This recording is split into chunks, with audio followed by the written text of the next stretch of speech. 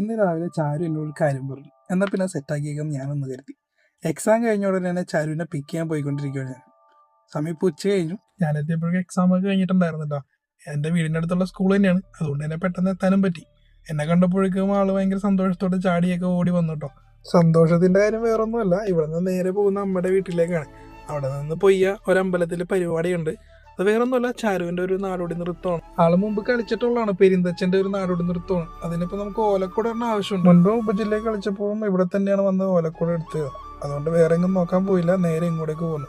അപ്പോൾ ഈ സ്ഥലം മനസ്സിലായവരൊന്ന് കമൻറ്റ് ചെയ്തേക്കണേ. ഓലക്കുട കിട്ടുമെന്നുള്ള ചെറിയൊരു ഡൗട്ട് ചാരുവിന് ഉണ്ടായിരുന്നു. പക്ഷെ ഞങ്ങൾ പേടിച്ച പോലെ ഒന്നും സംഭവിച്ചില്ല. ഞങ്ങൾ ചോദിച്ച സാധനം തന്നെ അവിടെ ഉണ്ടായിരുന്നു. ഒരു ചെറിയ ഓലക്കുടിയാണ് ഞങ്ങൾക്ക് വേണ്ടിയിരുന്നത്. അങ്ങനെ ഞങ്ങൾ ഡീറ്റെയിൽസും പേയ്മെൻ്റ് എല്ലാം കൊടുത്തിട്ട് അവിടെ നിന്ന് ഇറങ്ങി. ഇനി നേരെ വൈഫിൻ്റെ അടുത്തേക്കാണ്. വൈഫിനെ പിക്ക് ചെയ്യണം. ജോലി കഴിഞ്ഞിട്ട് പുള്ളിക്കാരത്തി നേരത്തെ ഇറങ്ങിയായിരുന്നു, ഡാൻസ് പ്രോഗ്രാം ഉള്ളതുകൊണ്ട്.